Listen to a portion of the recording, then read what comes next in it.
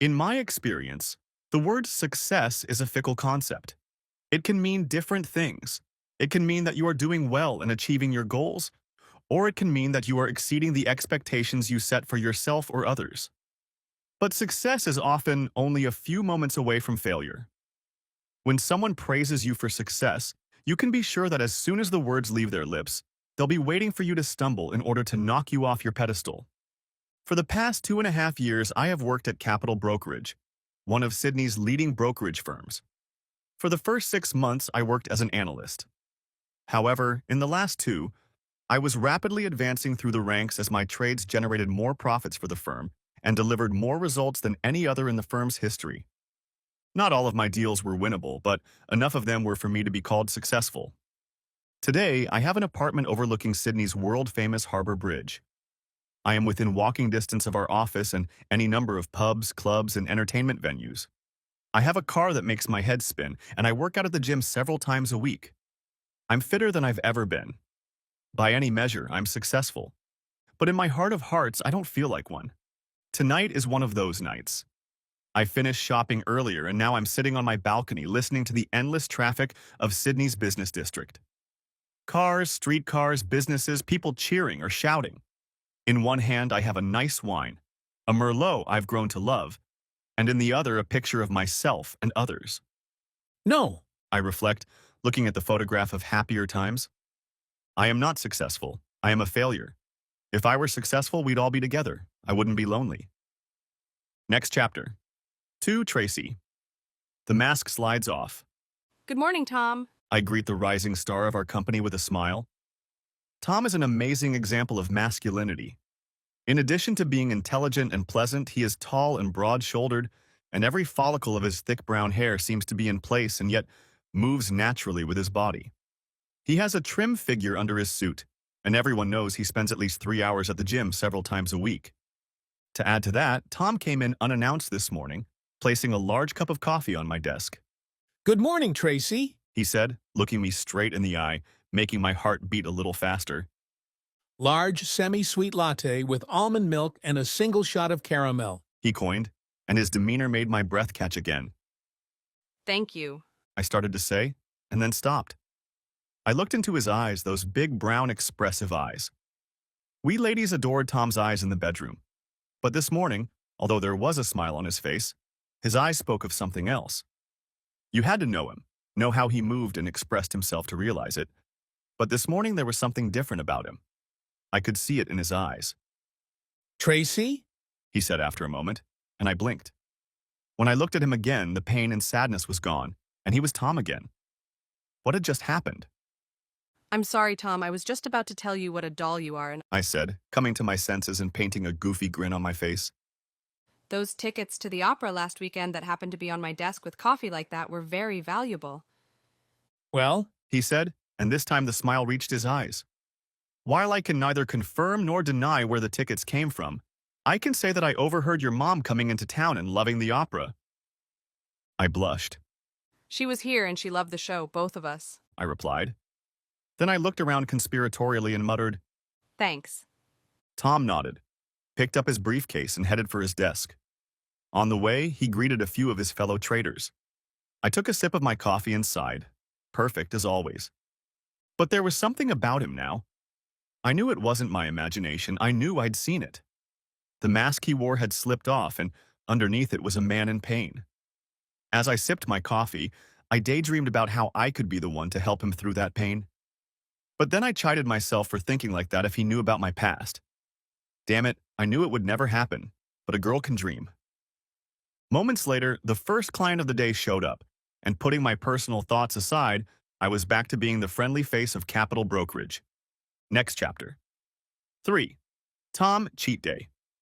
My week had been going slowly, and I was feeling a little under the weather thanks to my interactions with Tracy.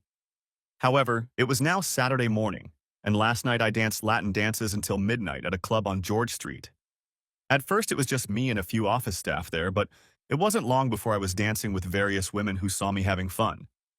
Saturday morning was a full-body workout for me. I woke up early, got dressed, and headed to the gym where I worked on my core, did some pull-ups, and worked on my legs and arms. The workout wasn't as intense as my other workouts during the week, but I always felt a nice burn by the time it was over, and then I could enjoy my favorite treat of the week. Like most metropolitan cities, Sydney has its hidden gems, bars, and restaurants that some people swear by and others passionately hate. But there is something for everyone.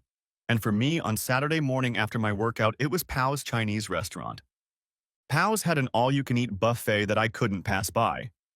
So, still dressed in my workout gear, I bought one of their big plates and filled it to the brim with all the dishes they had. Fried rice, scrambled eggs, honey chicken, sweet and sour pork, Mongolian beef. The owners are an elderly Chinese couple who, despite the fast food nature of the kitchen, knew flavor and cared about their product. In addition to the not-so-healthy food, I always bought a bottle of Coke. Not the diet kind, but the one with full sugar content. Together, food and drink were my cheat meal for the week, and I looked forward to it from the moment I left the gym, sometimes racking up 2 or even 3 plates of food. I know I was making almost obscene noises finishing my third plate when I saw her coming out of the store and our eyes met. She hesitated for a moment before making a decision and walked over to me. Hey, Tom, how are you today? Asked Tracy. I still hadn't eaten any more of my food since we noticed each other. Okay. I said in a stuttering voice. How are you doing? Going shopping? She giggled. Yeah, I need a new outfit for my cousin's wedding in a couple weeks, so after practice I thought I'd see what I could find. She looked at my plate. You seem to like it? She said to me. I smiled at her. It's my weekly meal. In my opinion, it's some of the best Chinese food in Sydney. Leave your bags and grab a plate. I recommend the rice and chicken pieces. Pour a little lemon sauce over them, and they are delicious. A few minutes later, she returned to the table with a modest plate and smiled at me, taking a drumstick that was covered in sauce and taking a bite. Oh my God. She groaned a moment later. You weren't kidding, Tom. I wasn't expecting much, but this is amazing. As we ate, I learned that she was shopping for outfits, since she was going to Brisbane for her cousin Stefan's wedding.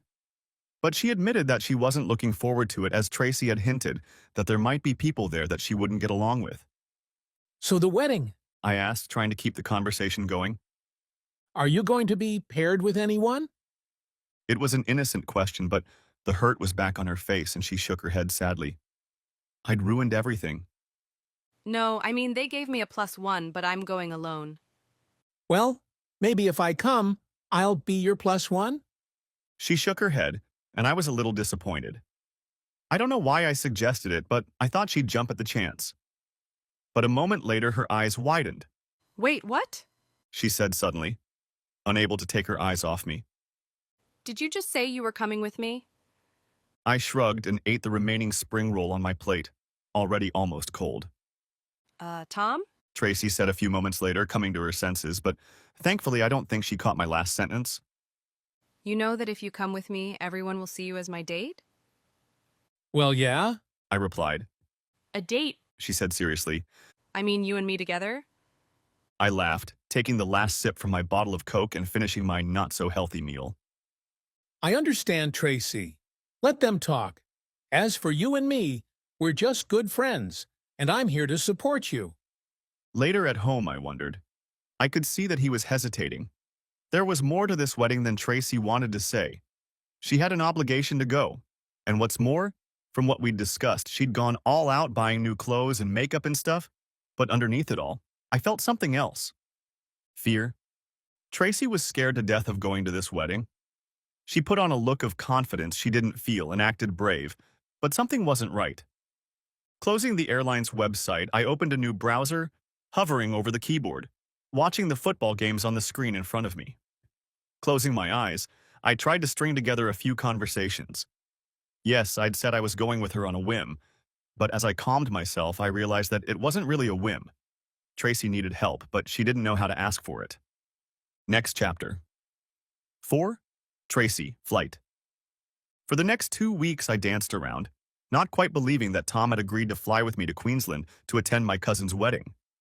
I, like most of the women in the office, was in love with Tom, and while those with partners would never betray them, any of us single ladies would have said yes in a heartbeat if he'd shown interest. Hell, we'd even agree to a one-night stand just to spend time with the unattainable Tom. I was seething inside like a schoolgirl, and the ladies in the office took it to mean that I was excited about the upcoming wedding, not who was going with me.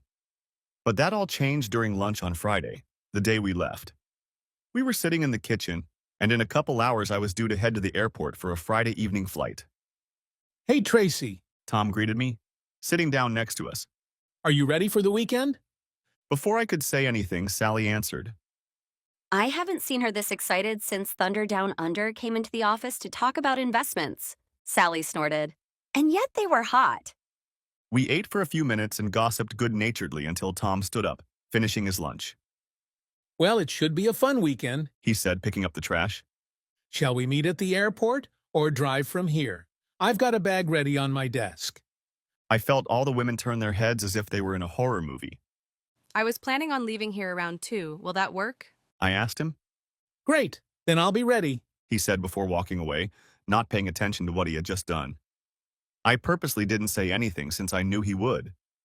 As soon as he rounded the corner, exiting the lunchroom, women came at me from all sides, mouths agape.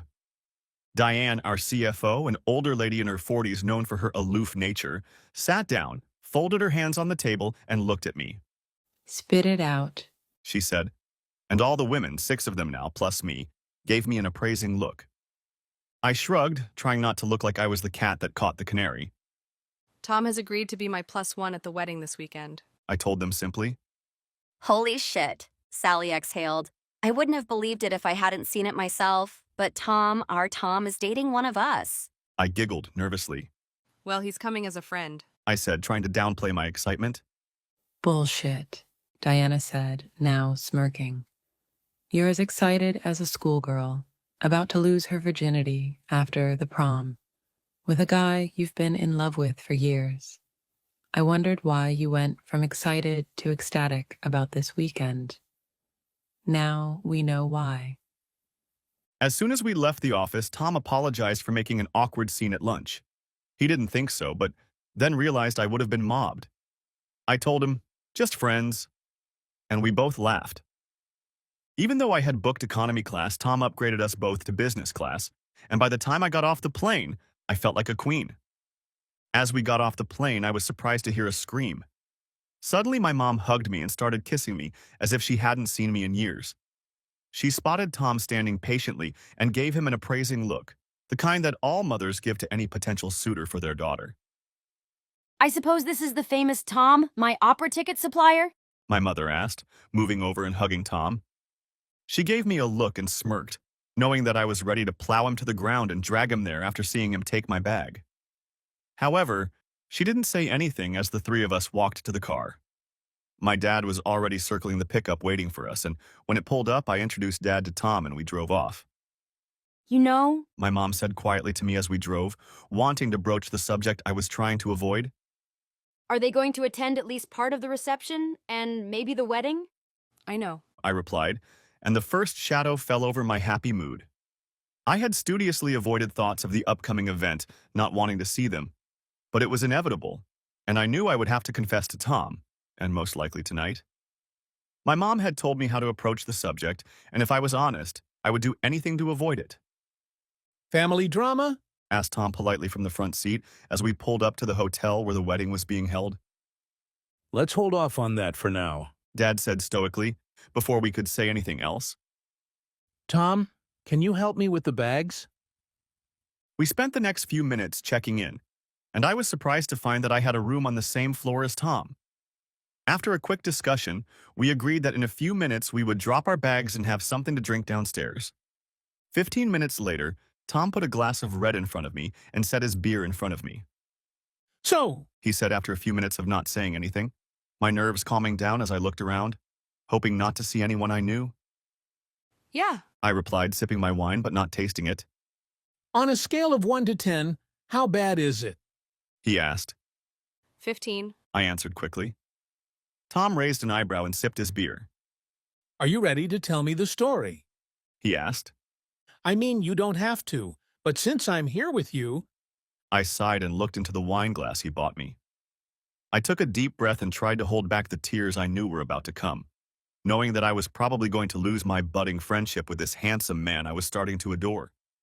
Next chapter. 5. Tracy. Dating a cheater. I decided that regardless of the outcome, I had to tell Tom my story. When I was growing up, we were a close-knit family and many of us got together at least once a month. Dads would barbecue and moms would gossip while making side dishes and desserts. The kids played games and generally kept themselves busy until the food was ready. Throughout my childhood, adolescence, and early adulthood, my closest friend was my cousin Trina. As I grew older, I found that my growing desire had a purpose, and that purpose was Cameron. When Cameron asked me to go to the school dance in ninth grade, I immediately said yes. I was so happy. That night when I called Trina and told her that Cameron had asked me to the dance, we talked for hours. In the years that followed, my love for Cameron and I grew, and the night Cameron proposed, I thought my life was settled. I had the man I had desired since I was a little girl, my family around me, and my best friend Trina to support me. But as we all know, some fairy tale stories don't have happy endings, and family drama has to come from somewhere. It's hard to pinpoint the exact cause of our downfall, but it started probably a month after we got engaged. Tracy, Trina asked me one afternoon as the two of us sat in the backyard of our house drinking margaritas. do you ever, have you She paused, then gave me a strained look. ever slept with anyone other than Cameron? I snorted, but not out of surprise, but humor. Of course not. I replied. You know that. Cameron is the only man I've ever needed. Trina nodded. Have you ever wondered what it would be like to be with someone else? I snorted again. No. I replied, taking a sip of my drink and looking at her again. Why? Well, My cousin told me. you're getting married soon, and when you do, you'll never get another chance to be with another man. Trina, I don't need another man. I told my cousin, my best friend. Cameron is all I need. I know. She replied, instantly realizing I was getting annoyed. I just wanted to make sure you weren't. But she didn't. Over the next few months, she asked the same question in dozens of different ways, continuing to bring in more and more men and parade them in front of my face. I never noticed that most of the time when she was flirting with them, Cameron wasn't around. I also found myself pouncing on him in bed quite often when Cameron was in my arms and Trina was taking her latest conqueror home. At the time, I didn't realize the influence my cousin had on me. Our girl talk was becoming downright crude, fueling my desires and pushing the boundaries of my fidelity. The wedding was 3 months away, and we were planning my bachelorette party when Trina pressed on. It was just her and I there. Everyone had left after spending time with family doing wedding preparations. There were appetizers and a few bottles of wine, and I don't think I drank less than half a glass of wine the entire evening. Everyone kept me going. So I was more than drunk when Trina and I collapsed in the living room after seeing everyone off. I don't remember passing out, but the next thing I knew, I woke up with a splitting headache. The guy Trina was talking about, Tony, was in and out of me, and Cameron was standing in the doorway yelling at me. I cried for probably almost an hour before I turned to someone who knew me and would understand that I wouldn't willingly cheat on my man. I tried to call Trina, but to my horror, the phone went to voicemail. The next day, I called my mom, as Trina still wasn't returning my calls. When she arrived, she was furious. Apparently, my infidelity had become known in the family. Someone had spread the word. Suddenly, I was persona non grata for a lot of people. My parents were supportive, but my mom called me a few names as she helped me pack enough stuff to last a few days. Cameron was gone for almost 2 weeks, and when he showed up, we found out why Trina wasn't answering her cell phone. It turned out that my cousin had been partial to my man for years, and as soon as she managed to get her hands on Tony, she took some shots. Then, posing as a concerned friend, she'd used my cheating, which she'd set up herself, to devastate Cameron by convincing him to take a trip abroad with her to ease his pain. Of course, the wedding was canceled, and eventually, my horror at my own downfall turned to anger at Trina and Cameron. The man I loved hadn't even bothered to find out the truth before flying off with my cousin. Harsh words were said on both sides, but no one but me put the blame on Trina. I compounded my stupidity when I caught up with her 6 weeks after their return. She was walking through our local mall when I spotted her and, like a screaming banshee, pounced on her.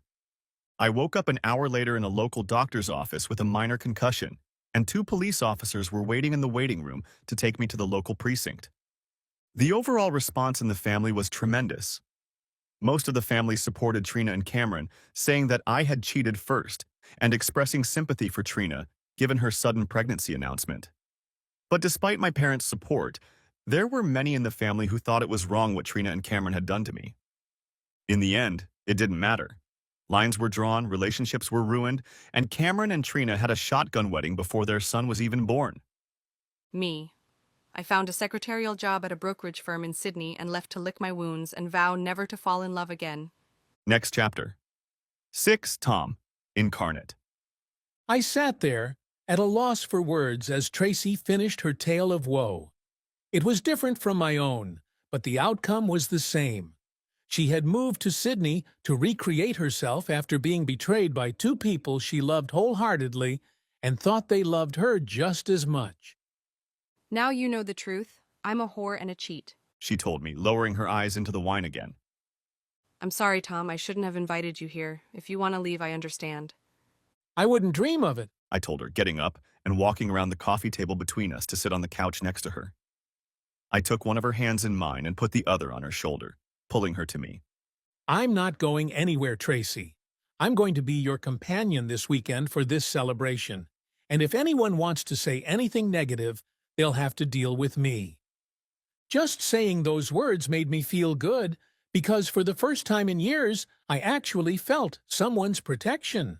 Yes, she was technically the first one to cheat, but in my opinion, it was a setup.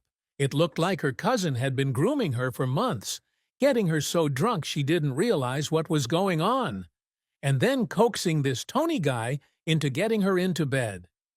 Sleep didn't come for a long time that night. As I showered and climbed into bed, her story played over and over in my head. She'd been through a lot, and I suspected that shame was the reason she hadn't been dating. Next chapter. 7. Tracy, wedding day. It was 4 in the morning when I woke up from one of my frequent nightmares. Trina and Cameron were bullying me. Cameron was hitting me over and over, and Trina was laughing and encouraging Tony to take me again and again. I woke up in a cold sweat and sat up straight in bed, my heart pounding frantically. I quickly got dressed and headed to the hotel gym. It wasn't very big, but it had several rowing and running machines, as well as a selection of free weights. I was surprised to find that Tom was already there. He was using a kettlebell and kneading his impressive arm muscles. I mumbled a good morning, and he, realizing I wasn't in the mood for a long chat, continued his workout. This morning, I decided to work on some cardio to stretch my muscles and chase the nightmare out of my brain. I started with a brisk walk, increasing my pace after a few minutes, and focused on the wall in front of me. I was so engrossed in my thoughts that I didn't notice Tom running beside me on the treadmill. I almost startled and almost tripped over myself before I realized he was running at the same pace as me. He smiled at me, noticing my anxiety, and muttered, "Sorry," before we both got into a rhythm. You okay? Asked Tom when we got downstairs. It sounds like you just needed some alone time. I hope you and I had a decent run. You kept a good pace. Actually, I replied. yeah, it was just what I needed, and your presence during the run was calming. Thank you. Good. He replied, nodding. I was worried about you. Last night must have been difficult. It was. I told him as we walked to the elevators. I've been thinking about how I still haven't told anyone but close family about everything. How can you tell everyone around you that you're a cheater? 20 minutes later, I walked into the hotel restaurant with a smile, where my parents and Tom were already seated. The three of them smiled as I sat down at the table. And how long have you been telling Tom all my embarrassing childhood stories? I asked smugly, crossing my arms over my chest and settling into a chair. Tom burst into laughter. Not for long. He replied, winking at me. Long enough to hear about how you filled a pool full of grass clippings and the water and then decided it was a great idea to swim in it. I laughed. Yeah, and as I recall, I was itching for a week. After breakfast, we all went outside together. Mom took my hand and Dad and Tom walked a respectful distance behind us as we all walked to the elevators. He's a keeper. She told me bluntly. I laughed. Yeah, but I'm not. Mom squeezed my hand. Did you tell him that story? I nodded. Last night. She looked over her shoulder at Dad and Tom, and I followed her gaze. Dad was laughing at what Tom had told him. Tom smiled broadly and winked at me when he noticed us both looking at him. He doesn't care. Mom said a moment later as we both turned and walked towards the elevator lobby. He's got his eye on you. We reached the elevator and Mom pressed the up button, then turned to me and hugged me. Tom looked at me and raised one eyebrow, but didn't say anything, smiling sweetly, knowing Mom and I were talking about him. Why? Why don't you call Daddy so you two can hang out while us ladies get our beauty fix? I said to Tom as we started to go up in the elevator. Tom looked at Dad, but Dad just smirked. Tom, what do you say? We'll make sure the girls get back to their rooms and meet in the lobby at 10. Then we can go and get some real coffee. Tom smiled broadly. Like my father, he was a bit of a coffee snob, and the coffee served here was only a notch above instant in his mind. My father was the same way, Sounds like a plan. I wouldn't mind some real coffee. my companion replied. With those words, the elevator stopped. Mom and Dad got out. A couple floors later, Tom and I got off the elevator as well, and he asked, Do you mind if Dad and I hang out together? Tom looked at me. What if he asks about us? I looked at him again and reached into my purse and fumbled for the number card. Tell him the truth, which he already knows. We're co-workers, and I'd like to think we're close enough friends by now. I mean, you're my date for this weekend. Okay. Tom replied, unconvinced and perhaps for the first time slightly nervous. Just under 3 hours later, the look on his face when I opened the door to his knock was worth all the effort. He hadn't seen the dress the day we met at the mall, but now I knew the expense was worth it. I washed and brushed my red hair until it was shiny. It came down from the top of my head and down my back in a single column to just above my butt. You look incredible. He exclaimed. Tom was wearing a black suit with a white business shirt underneath. He had shaved and his hair was immaculate. He was wearing a blue tie, but I reached into my purse and pulled out a box with a green ribbon on it. Here, I told him, a present. He smiled and opened the box. Inside were a tie and a pocket square that matched the color of my dress. After he agreed to accompany me, I went back to the dress store and asked to be directed to someone who could match me with a matching set of men's dresses. When we got down to the main hall, we were greeted by my parents who were there, along with Stefan's parents. His father, my uncle, introduced himself to my date. Immediately after the introduction, my dad started telling everyone what a stand-up guy Tom was. He talked about how they found the cafe, and then when my dad found out that Tom was also from Brisbane and cheered on the Broncos in the NRL, it was clear that Tom couldn't be wrong. I didn't see Trina and Cameron walk in, but I could feel their eyes on me at various points in the ceremony. It could be compared to the feeling of a laser target painted on my back. Later at the reception, I saw them sitting across the room. When Tom asked if the couple who were staring at me unwaveringly were Cameron and Trina, I said yes. Tom was marvelous. After recognizing who they were, he kept us on the opposite side of the room from them all evening, keeping us from noticing. Later, when the dance floor opened up, he showed everyone that he was a master dancer. I spun, danced, and moved with ease. He even politely declined a few offers to dance with someone else, even though they could see how much he looked like Fred Astaire. We followed my parents out of the ballroom shortly after the happy couple left, and I couldn't have been happier. I looked good. I didn't have to socialize with Cameron or Trina, and Tom was the perfect companion. Next chapter. 8. Tom. Revelations at breakfast. Waking up the next morning, I felt more awake than I had in years. Yesterday had been amazing. I was amazed at how Tracy's family made me feel welcome and part of their family without any pressure. Tracy And I were among the first to arrive for breakfast in the morning, but within half an hour, many family members had arrived. I noticed that when Trina and Cameron sat down at the table almost at the other end of the room, the conversations around us stopped for a few minutes. I changed the subject by telling them how Ron had taught me the proper etiquette for drinking Guinness yesterday, which caused a few chuckles when Tracy's mom good-naturedly slapped Ron on the back of the head. But it didn't matter. There was such tension in the room that all it took was one spark to start a fire. I was sitting at the buffet table devouring a second helping of bacon, scrambled eggs, and hash browns when it happened.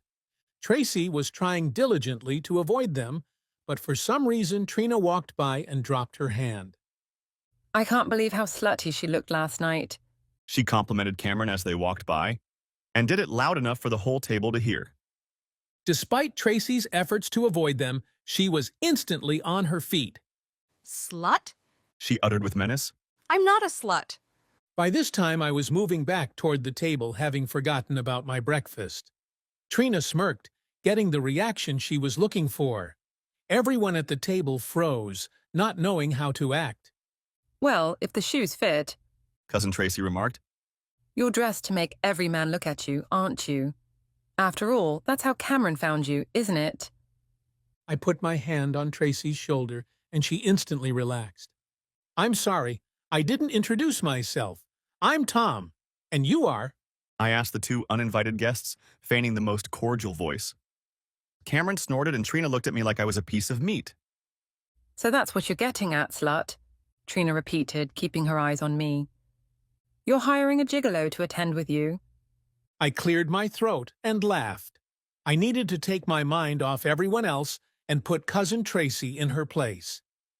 Gigolo, I said, suddenly breaking the tension. that's a good one. I've been called a lot of things, most of them not very nice, but Giglio, this is a first. I struck a pose and tensed my biceps. In the tight sky blue t-shirt, my muscles were bulging. Moving my gaze to one arm, then the other, I kissed the top of the rise and felt almost all the women in the audience catch their breath.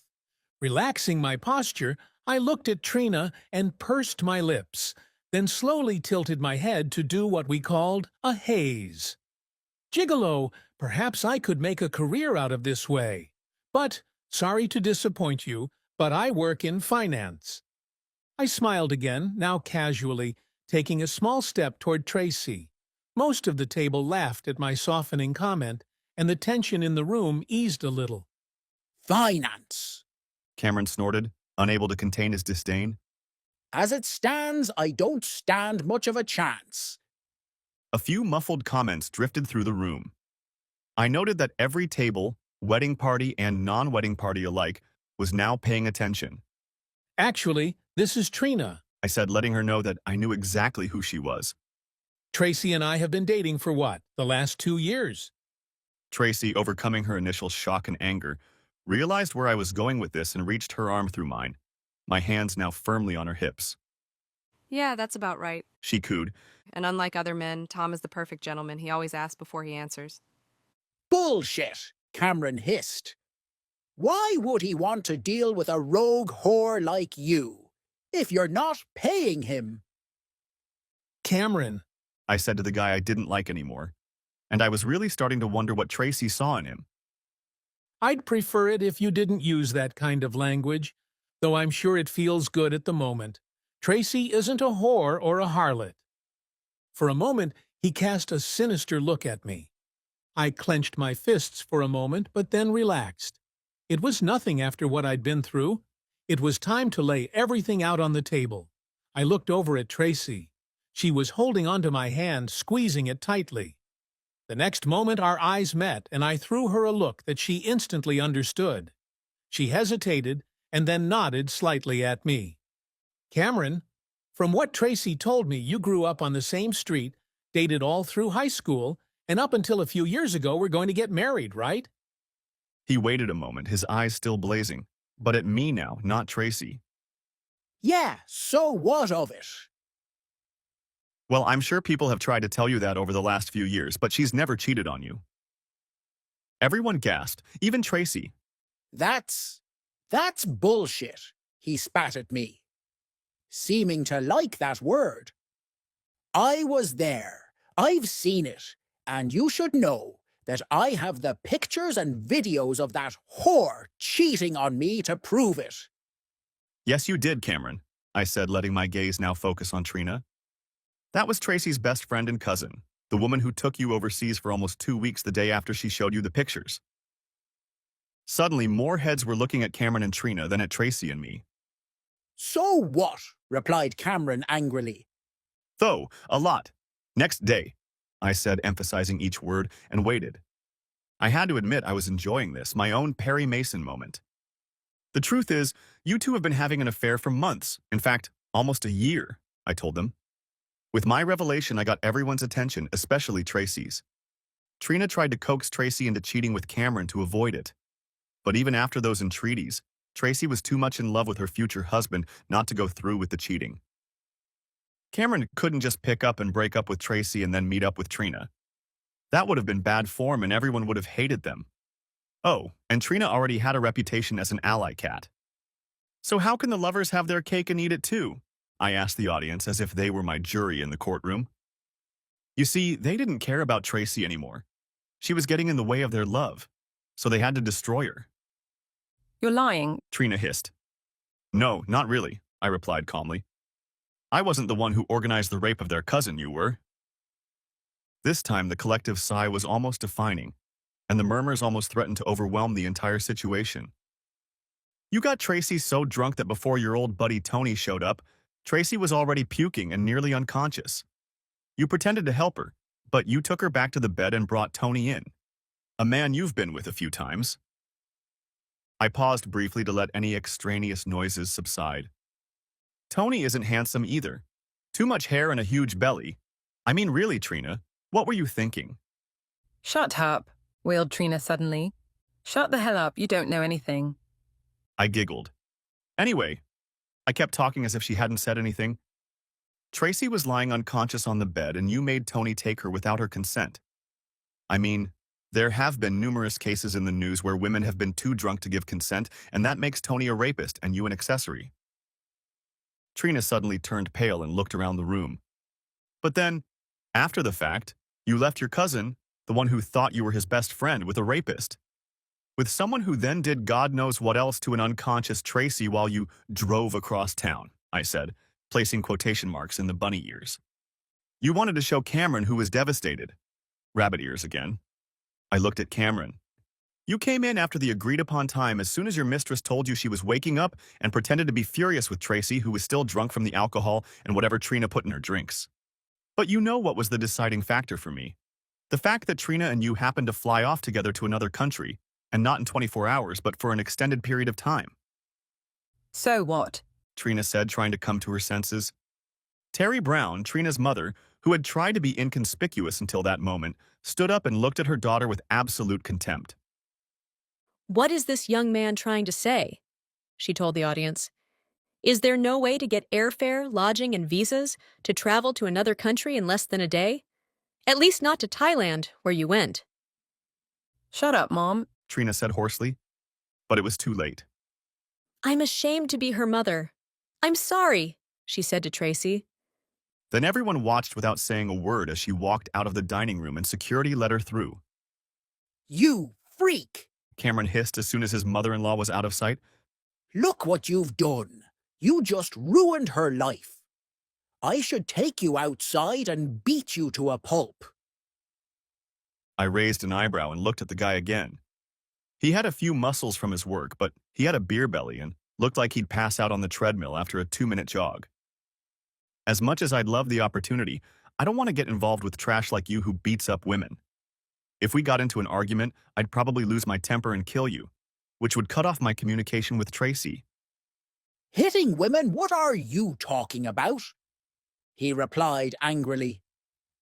Next to him, Trina tensed. I mean, when you deliberately threw Tracy into a pole, knocking her out, and then the two of you were seen spitting on her. What? How could you? Trina started to say, but stopped when Cameron held out his hand, stopping her before she said anything else.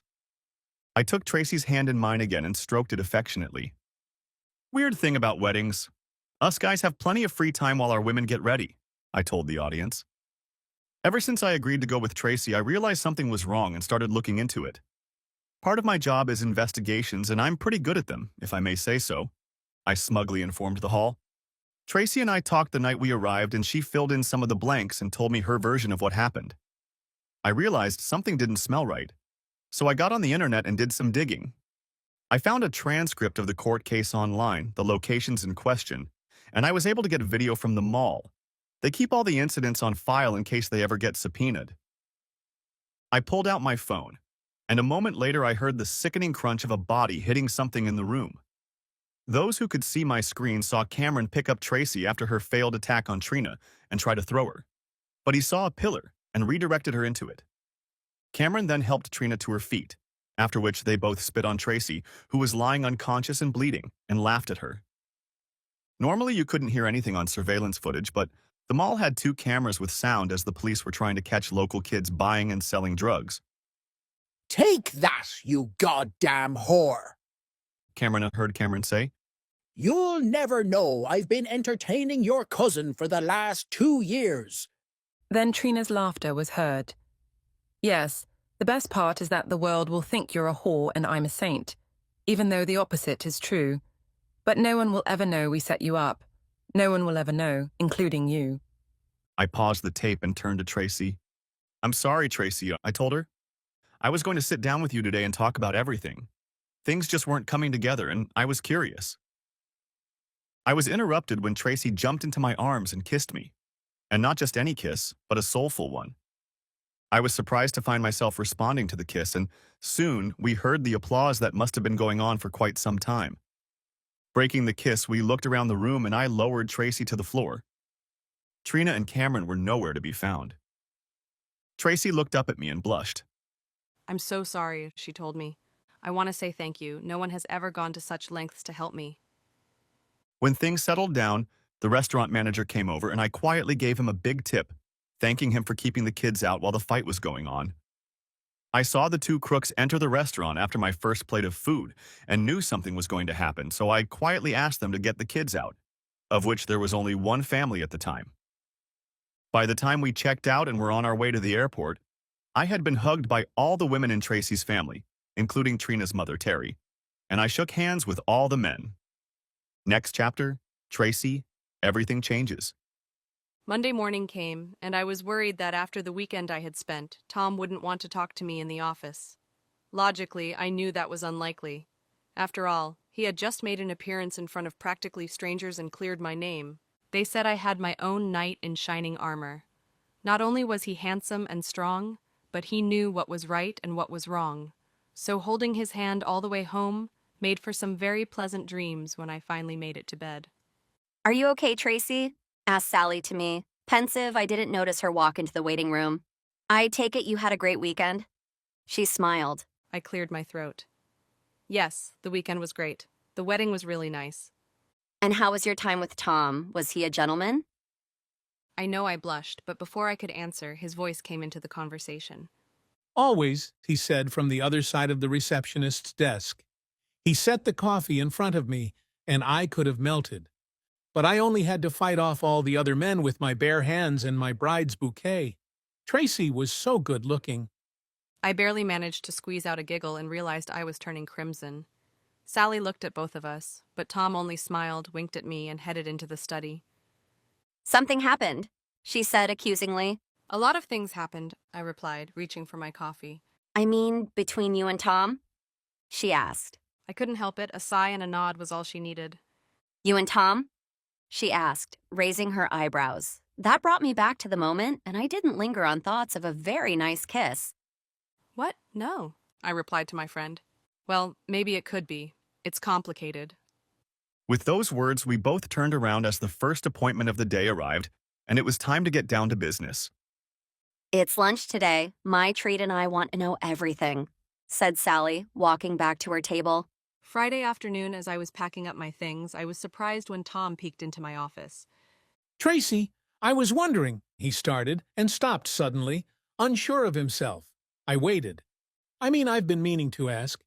You never come with us on Friday, and I guess after last weekend I can see why. But I was wondering if you'd go with us tonight. I gave him my best smile. Sure, why not? You'll be there, won't you? Of course, he said, and I noticed that his mask had slipped a little. Then again, his eyes said he was genuinely excited. The establishment, 6:30. Satisfactory? He said to me. Tom confirmed his words once more before heading for the exit, and Sally followed him, grabbing my hands. Together we let out a squeal more like that of teenage girls than professional women. 2 hours later, I showed up at 6:30 in a blue dress I hadn't worn in years. It was professional enough to say I came from the office, yet playful enough with a mid-thigh hemline that said I was out on a Friday night on the town. Kevin, one of the other analysts, offered me a drink and I accepted. Where the hell have you been all my life? Toby, the newest intern, said. I mean, bloody Tracy, you're stunning. I could feel the jealous vibes coming off Tom as Toby scrutinized me from head to toe. Bottom boy, Sally said a moment later. that one's already taken. Her, he said bluntly. Her. Tom said. I could feel him trying hard not to hug me and demand it. I wanted it so badly, and I could feel his desire. Here, Kevin said, placing a lychee daiquiri cocktail in front of me. what did I miss? It took the edge off, but I think it was clear to our team that I wasn't cut out for casual flirting. As the evening progressed, I watched Toby talking to Tom and noticed Tom smiling and patting him on the back without any offense. When the music came on, Tom immediately asked me to dance, and everyone stared at me in amazement when I took his hand. Then he showed me the ins and outs of the Latin dances for which the club was famous. By 11, I had a good high, and Sally, Diane, Tom, and I went to the ladies' room. When we returned, there was already a drink on the table, another daiquiri. Toby and Kevin were talking off to the side, and Tom wasn't there, so I sat down, and the three of us girls clinked glasses. Sally told some non-serious joke, and we laughed. Just as the glass was almost at my lips, we heard a rumble. Stop! Tom shouted from across the room, causing almost all conversation in the club to stop. Like the parting of the Red Sea, the crowd parted as Tom began to push his way toward us. But as he got closer to us, he suddenly swerved out of the way and crashed into the wall next to our table. The guy tried to fight back, but Tom was stronger, and there was a fury in him like none of us had ever seen. Where is he? He yelled at the guy, and two guards headed toward Tom and the guy. I saw you put it in their drinks. Where's the bag? I suddenly realized what he meant, set down my drink, and looked at him like he was a poisonous snake. Sally was about to take a sip without thinking, and I made her pull her hand away, spilling the drink. Tracy, what the? She started. He drugged them, I said loudly so that the guards who came over could hear and understand Tom's anger. Upon closer inspection, it appeared that he was doing nothing but holding the guy and looking at him. The police were called and the guy was arrested in front of us, and Tom was lauded as a hero. Afterward, when our team got back together, Tom explained. While you ladies went to the restroom, I headed to the bar for my next drink. On the way, I passed that guy, and something about his demeanor was off. He had a tray of drinks, but he'd been alone all night. While I was waiting, I looked over and caught movement that looked like he was doing something at our table. Then I saw him step back as the three of you appeared and watched.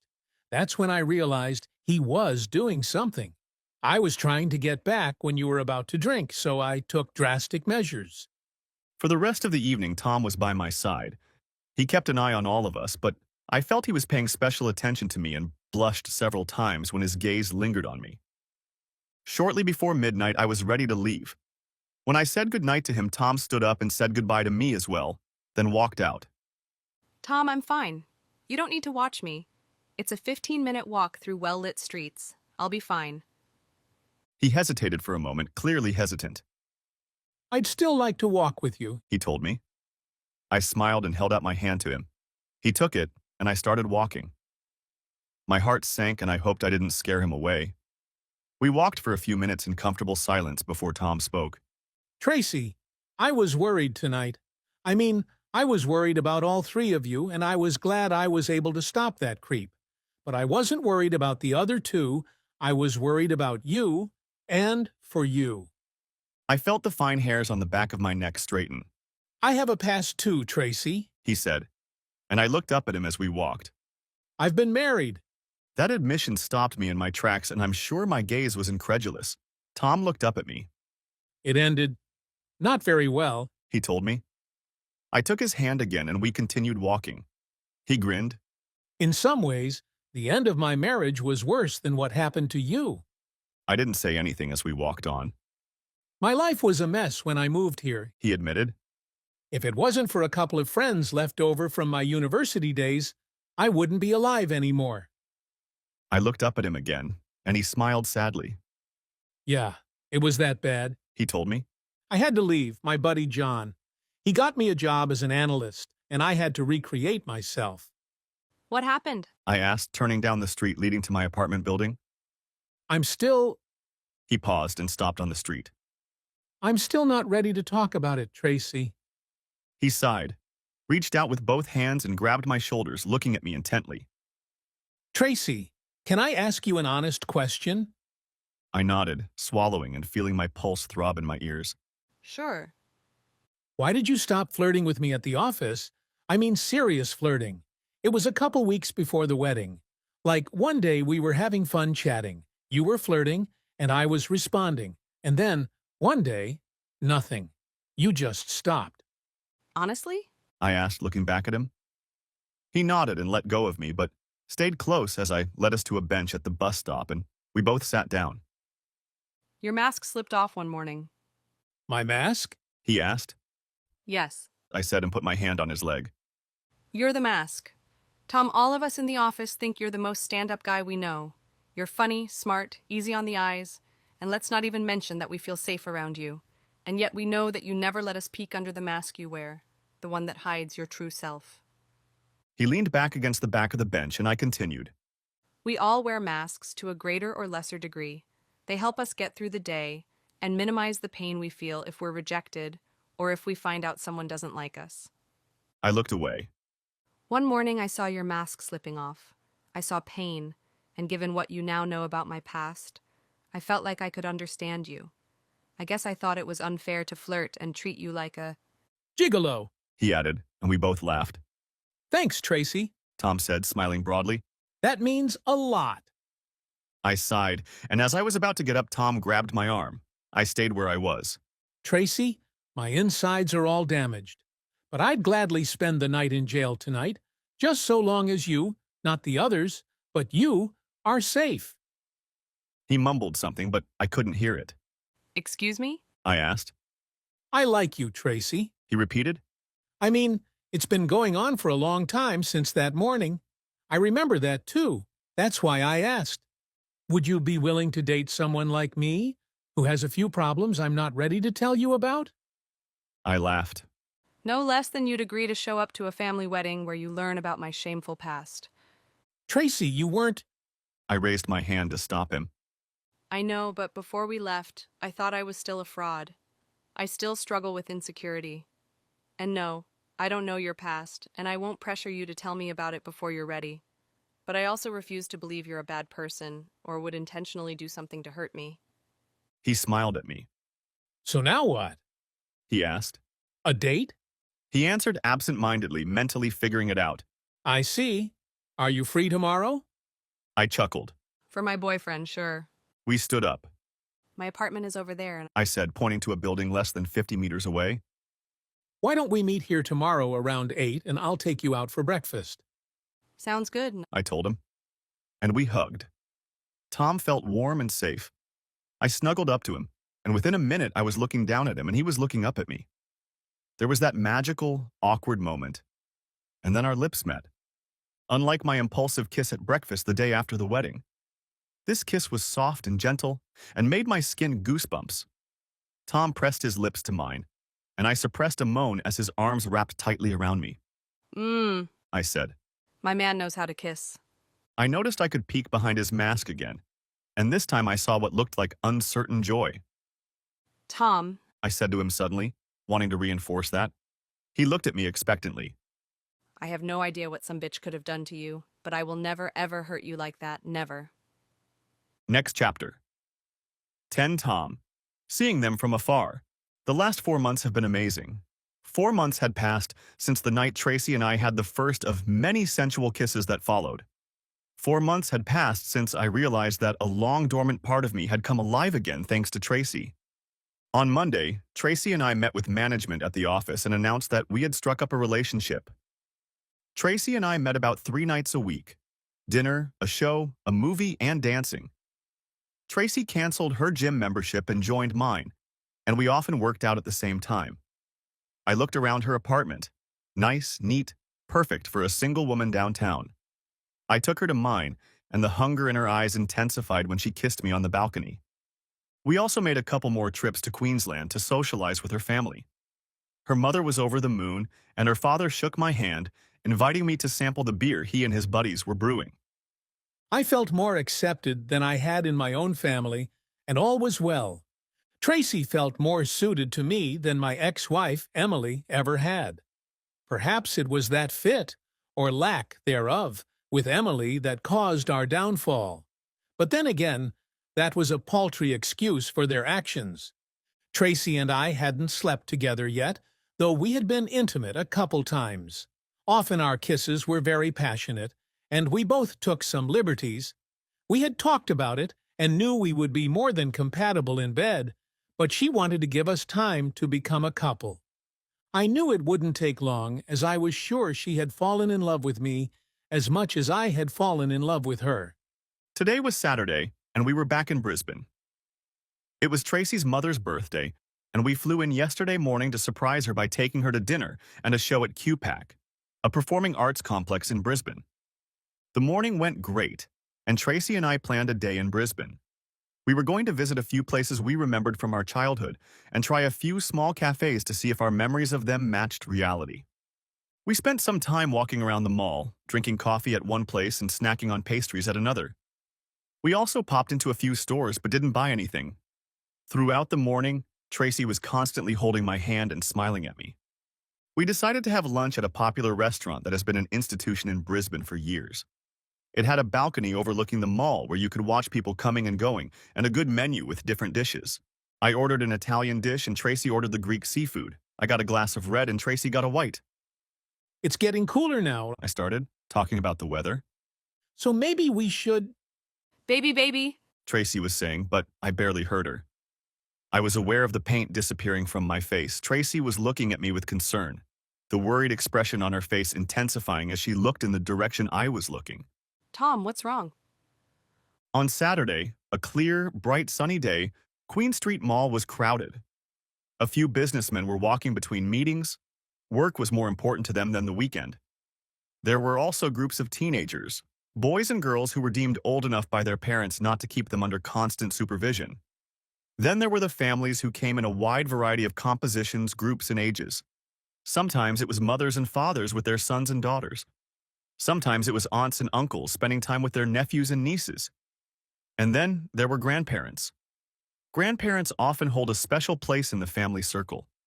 They may not be as energetic as parents, but with few exceptions, they are willing to do anything to be involved in their grandchildren's lives. They looked a little older than the last time I saw them, but there was no mistaking that they were my parents. Their granddaughters were also much larger than the last time I saw them. Judging from my spot on the balcony, they were almost twice as big. Lucy and Heather had the same expression on their faces. Both were smiling, but they were bored walking with their grandparents. My heart beat faster and Tracy wrapped her arms around my neck. She walked around the table and lowered her head next to mine so she could see exactly who I was looking at. Family? She asked. Yes, I whispered. my parents and my daughters. I felt Tracy squeeze my hand tighter. I'm so sorry. She said. I didn't know you had children. We watched them continue walking down the mall, out of sight. The last time I saw them was a little over 4 years ago. I explained after a few minutes. Their mother, Emily, and my brother Louise encouraged them to use bats to beat me up. I knew that if I looked at Tracy, there would be a look of amazement on her face, but I was staring into the void. After a few minutes, I came back to my senses and looked at her. Our food was forgotten. Tracy's face showed only concern. I pulled her face to mine and kissed her gently on the lips. I love you, Tracy, I confessed, saying those words out loud for the first time. I knew she wanted to reciprocate, but held back and waited. and I think it's time to tell someone the real story, everything. Because of how I feel about you, I'd like you to be the first person to hear it. Are you ready to listen? Of course, Tom, you know I'm here for you. Well, it all started in 2nd grade in middle school. Next chapter. 11. Tom. Taking my toys. When I was growing up, my family was pretty normal, loving but noisy. My little sister Stevie lived up to her name and was a real tomboy. She played every sport as a child and never let her older brothers get the upper hand on her. My younger brother, Luis, the middle child, was a mini version of my father, the practical joker in the family. I got along well with Luis and pretty well with Stevie, and although I was constantly having problems with Mom and Dad, it wasn't all bad. I never dated until my sophomore year of high school. We started dating in groups, and every once in a while we'd all sneak a kiss together with someone we liked. but nothing serious happened. However, in ninth year, Teria Stubben decided to up the ante and asked me to take her to the movies. We only kissed once, but that was enough for her. And with her mother as chaperone, we saw some kind of comedy movie. I think it was a movie with Adam Sandler. I don't remember much of the movie. Rather, we were sharing popcorn and furtively making out when we thought her mom, who was standing a few rows behind us, wasn't watching. My heart nearly burst when Teria took another guy to the movie 2 weeks later. And as I later found out, he was thrilled too. However, all was forgotten a week later when I asked Emily Regent out on a date. Emily was new to the school and was 2 years behind me. For a 7th grader, she was tall but not very developed. She was cute, though, and we had fun at a local amusement park that my parents had agreed to take us to. After that weekend with Emily, no other girl existed for me, and over the next few years, our relationship grew. By the time she was in 10th grade and I was in my senior year, every boy wanted to be with her but hesitated to approach her because I had no problem beating the lights out of them, as one of my classmates, Roger Draper, found out in 10th grade. Emily and I were in love with each other. While I was in university studying accounting because I loved math, Emily was finishing her senior year of high school. We saw each other all the time, but I didn't know there was a person who wanted to take Emily away from me and didn't feel threatened by me. When she graduated, I proposed to her and she accepted. We planned to get married a year later, but Emily got pregnant, and 9 months later, Lucy was born. So we had a threesome wedding, living in my parents' rented apartment. 2 years later, I got a job at a good, solid accounting firm, studying tax and accounting, when we found out Emily was pregnant with our second daughter, Heather.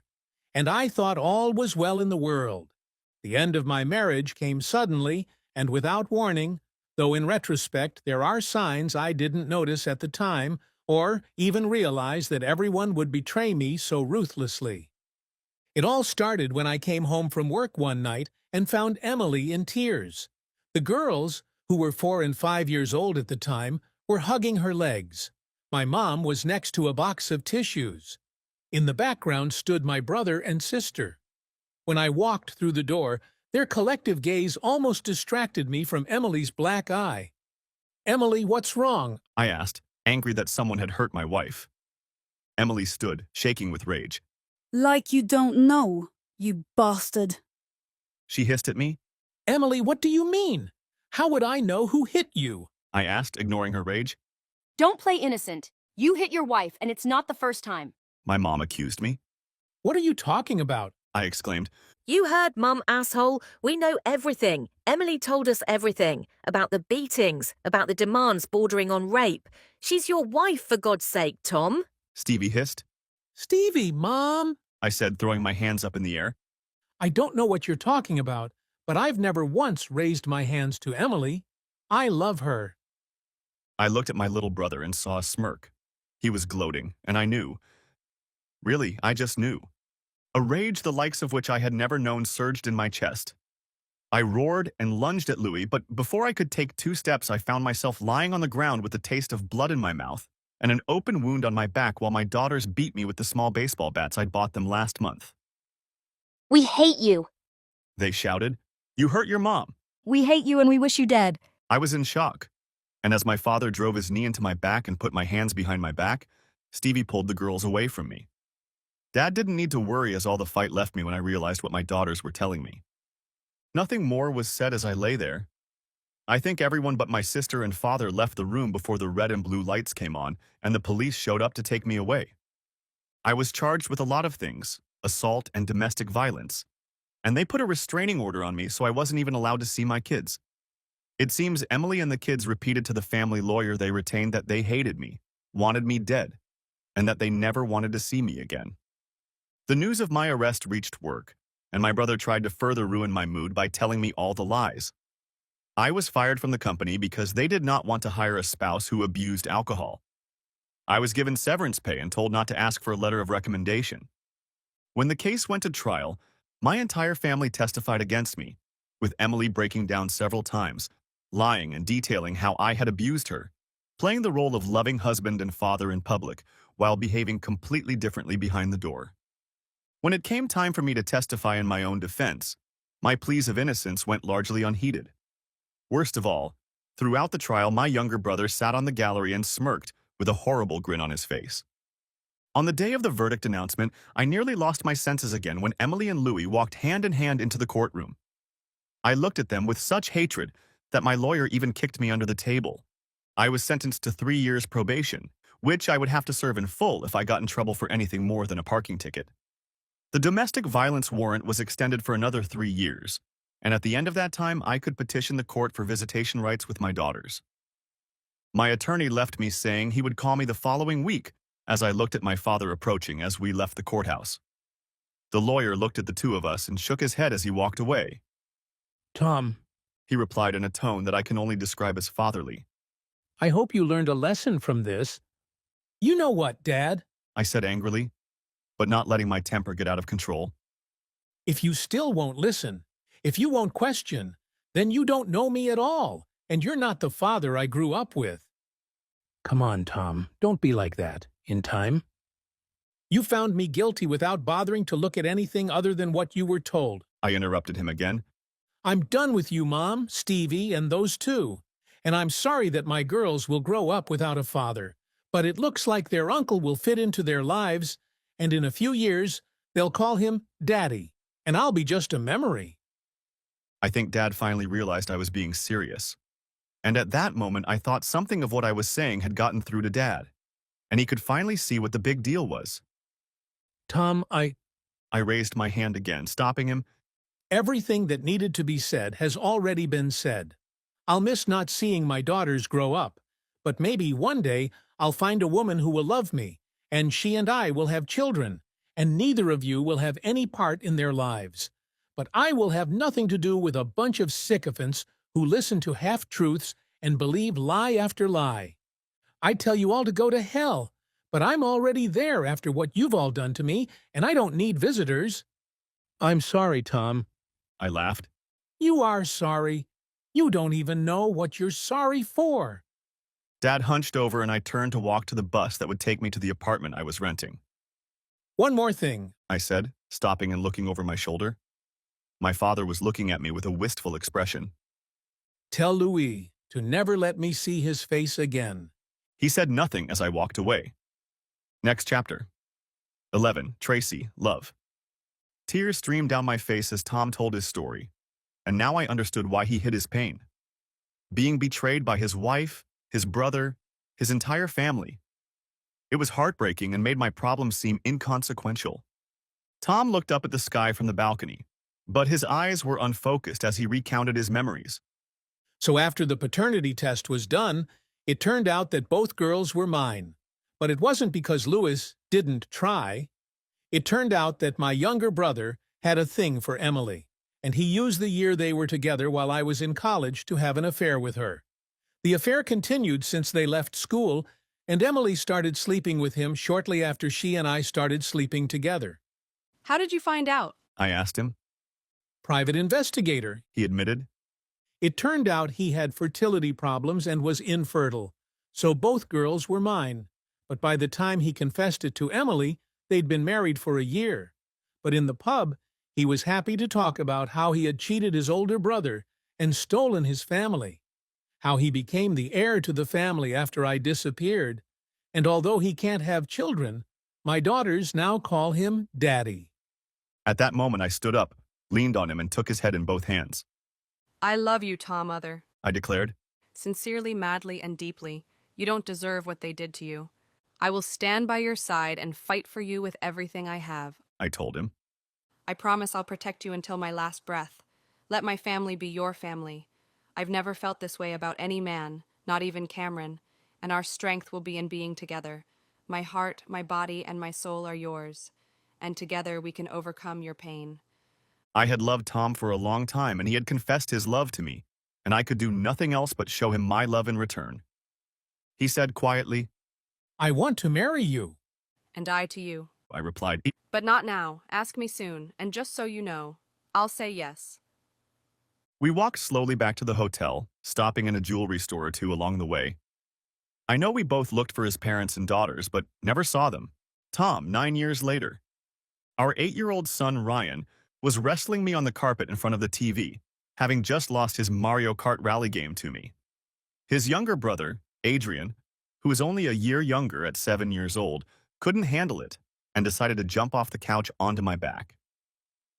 Adrian laughed as I used my legs to pin Ryan to the ground and tickled Adrian's ribs. Stop it, Dad. He yelled to me after less than a minute. Stop. I stopped for a moment, let go of him, and spun around before both boys could react. Suddenly Ryan, who I was tickling, and Adrian, who was pinned down. Both boys were laughing and I was grinning from ear to ear. We heard the doorbell ring and I let go of them, about to get up and open the door. I figured it was Gary, a friend from the floor below, since we were planning on taking both families out after dinner, and he was probably wondering if we should bring a few beers. Don't get up. Tracy smiled, walking past us and seeing the three of us in a tangled heap. I'll get it. I continued to tease my sons as my wife headed for the door. After that fateful trip to Brisbane 8 years earlier in our first lovemaking, our relationship had progressed quickly. When I woke up the next morning, I felt like a new person, and all the horrors of my past were in the past. When Tracy and I returned home to Sydney, she moved in with me for the night, and just a few months later we were married. And it was a good thing, because not 3 weeks into our honeymoon, Tracy woke up with morning sickness 3 days in a row. My new wife was pregnant.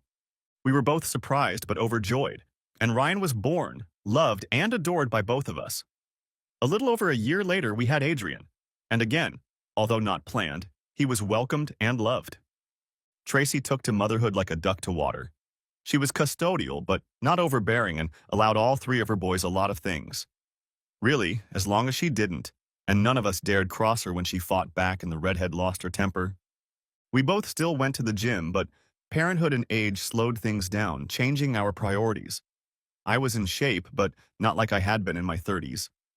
Tracy and I were surprised when she was promoted from receptionist to my assistant, but the company executives were smart. They knew that even though she was pregnant, my wife knew how to keep me toned.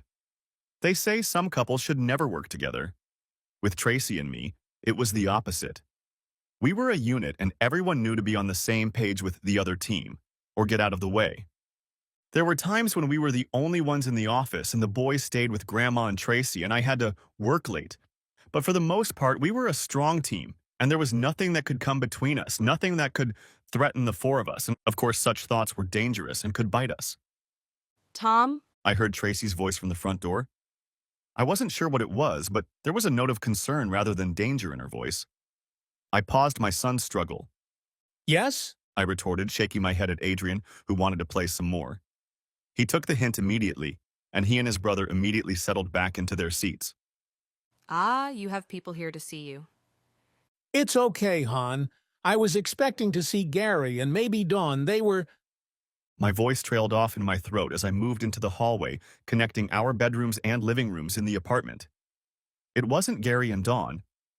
Standing there were 3 people I hadn't seen in 10 years and hadn't spoken a word to in over 14 years. Hi, Thomas. My mom said quietly, looking embarrassed. Tracy stood there, not knowing what to do. She had only seen the 3 of them once from a distance, but there was no mistaking that it was my mother, and with her were 2 young women who were no doubt my daughters. Good afternoon, ladies, I said formally, turning on my work mode a bit.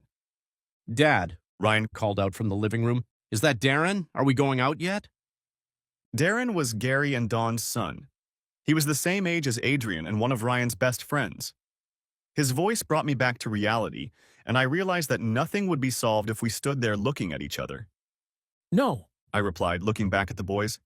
it's just a few people who came to see me. I glanced at the women, then back at my sons, pondering how to introduce them to half-sisters they'd never seen. Why don't you guys get your Nintendos from your rooms, as well as your shoes, so Mom can walk you to Darren's for a bit? The boys nodded, almost ignoring the 3 strangers who were about to play on their personal devices. While they gathered their things, I invited my old family into the living room and gestured for them to sit down. I'm sorry, but we weren't expecting guests. We were just about to leave, I explained, picking up a pair of dirty socks from the couch that Adrian had left there this morning. It's okay. Mom replied. She was looking out into the hallway at the noise of the boys. She only glimpsed a glimpse of two grandchildren she'd never seen before, but it was hard not to see the eagerness in her eyes to meet them. Tracy stood between the living room and the hallway. Arms crossed, she waited for our boys as the storm clouds thickened. She knew the history of the three of them and what they had done to me. And she was growing increasingly frustrated, even though her sons were excitedly yelling at each other in the background. Han, I said, interrupting her stare. why don't you take the boys? Explain that we can stay a while and come back. Tracy walked over to me, wrapped her arms around my waist, and pulled me to her in a deep kiss. I was sure my mother and daughters blushed when my wife claimed her territory, making it clear she considered the three of them uninvited guests. But the moment was broken by my boys' giggles. Get a room, Mom and Dad, Ryan said with childlike confidence. I interrupted the kiss.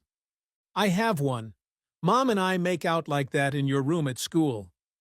They made squealing noises, laughing, and I slapped the back of his head. Tracy looked at me with love and concern. I'll be right back, she told me, and ushered our sons out the front door. I turned to the three women. Tracy will only be a couple minutes, so why don't I get us some drinks while we wait? I offered them water or soft drinks, not feeling it was right to offer anything stronger. Although I was sure we would undoubtedly need a stiff drink very soon. Mom took the water, and both girls took the lemonade, with their eyes never taking their eyes off me the entire time. You have a beautiful place, Mom said, trying to make conversation as we waited for Tracy to join us. Mom looked out over the balcony and beyond. We lived in the same building as I did when I met Tracy, just a couple floors up in a larger apartment since we needed the extra space for the boys. There were only 4 apartments on the top floor, so we had a great view. Thanks. It's close to work, and I like the view. The rent must be off the charts, Mom stated, still looking at the scenery. She seemed to be looking at the Sydney Harbor Bridge. No rent. Tracy and I own the place, I replied, holding back a chuckle, knowing what her next comment would be. Own it, she said, turning to me again. Thomas, you must have credit. I mean, a place like this. I laughed softly. Yes, it was substantial. But we managed to pay it off last year. Now if I could just reduce the condo fees, that would save some money. My daughters continued to look at me with an incredulous expression on their faces, not believing my words. I looked at them for the first time. I mean, really looked at them. Although their bodies were similar in size and height to their mothers, their facial features also strongly favored me, especially their facial expressions, eyes, noses, and mouths. But I also noticed that they were dressed rather modestly. It wasn't shabby, but it wasn't new clothes either. I looked at my mom and saw the same thing. I frowned as I heard the front door open and close, and Tracy came into the room like a possessed woman. Before she could do anything, I handed her a glass of lemon-flavored sparkling water. Tracy, I'd like to introduce you to my mother, Bronwyn, my oldest daughter, Lucy, and my youngest daughter, Heather. Ladies, I would like to introduce you to the love of my life, the mother of my sons and wife of the decade, Tracy Other. It's nice to meet you, Tracy, Mom said. Tracy snorted and sat down on a poofy across the room from the couch. So, I said a few minutes later, you three have come a long way to see me after 14 years. I take it this isn't a social visit? I tried to be polite even though I felt awkward. Not exactly, no, My mom answered me. I took a big breath, exhaled slowly, and gestured at my mom. Why don't you start at the beginning? I told her. Mom nodded. I guess I don't need to retell the events of that evening 14 years ago, since I can see that Tracy knows them from your point of view. I know, Tracy growled. Mom nodded, and the girls, holding each other's hands, continued. There's no other point of view because we've been lied to in the most horrible ways, and we've believed the wrong people, Mom said. After all these years, it was nice to hear that I was no longer a villain in their eyes, but just saying it wasn't my fault didn't erase it. To our shame, we bought into everything we were told. At the time, the black eye and bruises were convincing when we were told what you had done. It was hard not to vent such strong emotions on you when your wife was praising your atrocities while you were nursing a black eye and purple bruises at the same time. I've never seen bruises, I said carelessly. Just eyes and hateful looks from all of you. Louis's smirk, and later the feeling of my daughters hitting me, and me hearing them say they wish I was dead. It takes my mind off some things. I said it without emotion, but I knew the effect it would have. Lucy and Heather broke down and my mom started to tell me off, but then changed her mind. She raised both hands in a sign of surrender. I understand, I replied. I understand, trust me. I've replayed that encounter over and over in my head over the years, and I realize that you were only acting on what you saw and what you were told. The fact that you didn't want to believe your own son doesn't make it any easier, but I can understand you. The other thing I don't understand is that while I understand your initial anger, none of you have ever once bothered to ask my point of view. All three of us turned away and nodded slowly, realizing I was right. Tell me what's happened since then, I asked my mom. Well, said Mom, for the next few months, Emily told us story after story of you being the bad guy. We were broken, Tom. After all, you were someone we were so proud of. Married, kids, good job. And here your wife is telling us horror stories, showing traumas that paint you as a nightmare. I nodded. So Where did Emily get these injuries from? I asked. I mean, I know I never touched her in anger and would never hit her. We know, Tom, Mom told me. We know that now. It took almost 2 years after you left before it came out. Mom looked away, shame written all over her face. What we found out later, Mom continued, Louis seduced Emily during their last year of high school. He played a long game, breaking her down and taking her away piece by piece until they plotted together to destroy you. Mom pulled out a napkin from somewhere and wiped her eyes. After you left, unfocused on their plans, they fought more and more often, but somehow they couldn't get away from each other. Emily threw things at Louis, and Louis hit her several times. Despite my disgust at what Emily had done to me, I felt my temper flare at the thought of a man hitting a woman.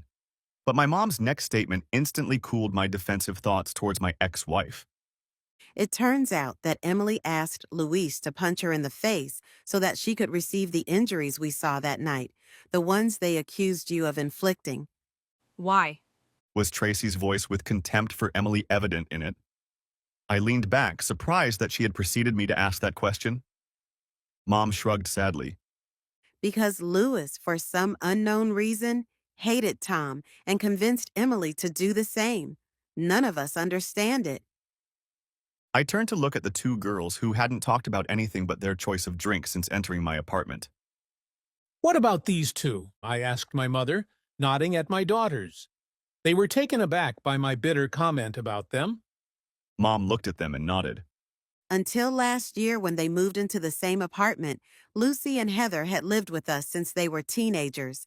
It may seem like poetic justice, but we had to take out a domestic violence order against Louise and Emily after Emily threw a book at Heather one night. It was my turn to be surprised, I kind of remember that night. Lucy said, speaking for the first time. I knew she was talking about the last night she saw me, not about her mother throwing things at her.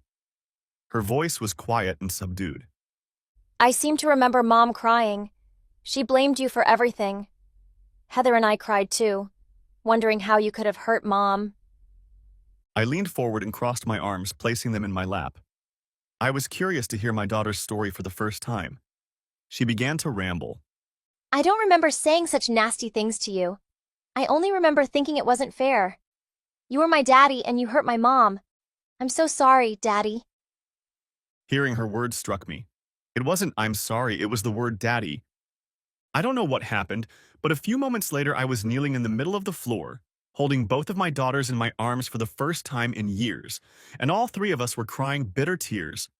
I felt a gentle kiss on my cheek and turned to look at Heather. I'm so sorry too, Daddy, she said through her tears. We've been looking for you for years to apologize, and we only found you a few years ago. We've been trying to visit you ever since. Girls, I never touched your mother like that. Until that night, I loved her. I loved all of you with everything I had. I never foresaw what they did to me. Neither did we, Mom began. That's what made it worse. And we've all suffered because of their lies all these years. Something in her tone caught my attention. Someone was clearly missing. I remembered the scene when Tracy and I had seen my parents walking through the mall. You know, I said suddenly, Tracy's family is from Brisbane too, and her story is as tragic as ours. But years ago, Tracy and I sat on the balcony at the mall and watched you all walk by. I felt the girl's hands tighten on my body. I hugged Lucy and looked at Tracy and nodded. It was just under 10 years ago, Tracy began, standing up and walking over to us. Tom and I had been informally dating for a couple months, and we were both heartbroken. But it was the pain for what our families had done to us that brought us together.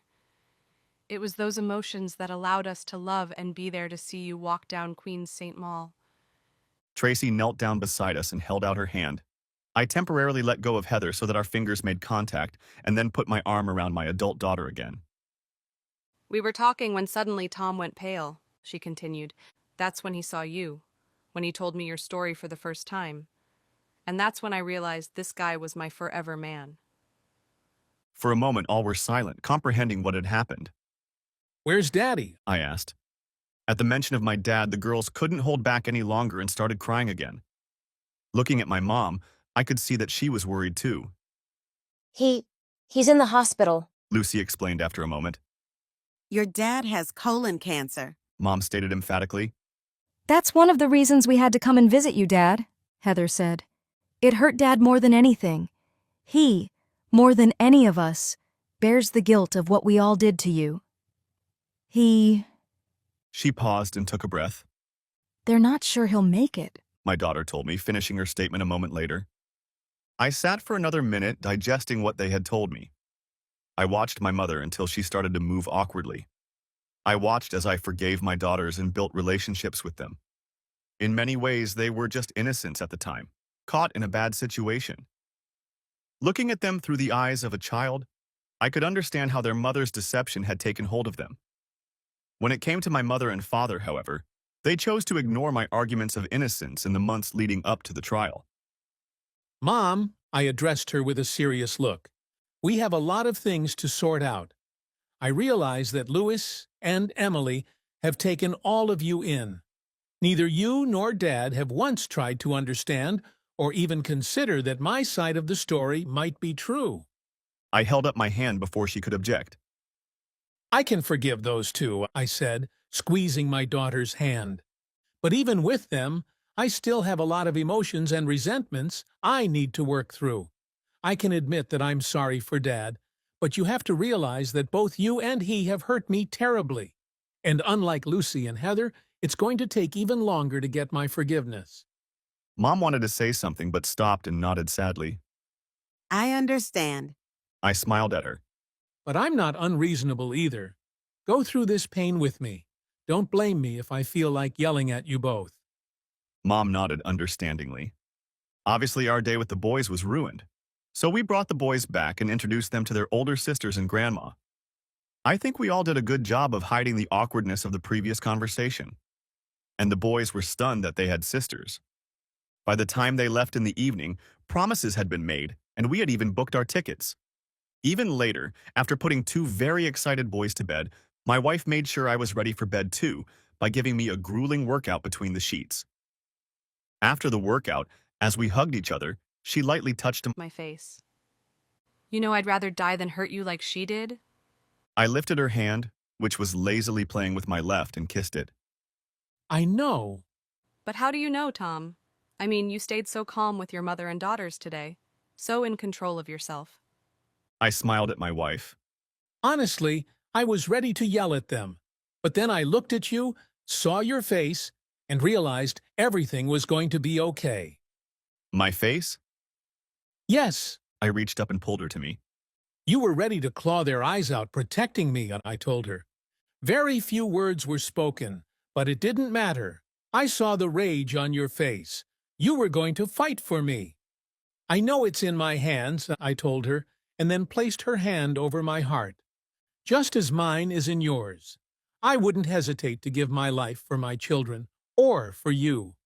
She thought for a moment. You said children. Does that mean Lucy and Heather? I nodded. Yes, I know we never talked about it, but I always knew they were manipulated. Most girls cling to their mothers until they rebel as teenagers. Emily was their role model, and they were still in their formative years, so given her manipulation, I was always going to be the bad guy, no matter what. I've decided that if they ever reappear in my life and repent, I'm open to having them back in my life. She smiled at me and poked me in turn in my chest near my heart. I love you, Tom Mother, she said, purring. You're thinking of me, even though you've reconciled with your old family. Of course I don't mind the girls. But what about your parents and brother and sister? I think with my parents it's a matter of time, I said thoughtfully. I think they're sorry and will do anything to repair the relationship.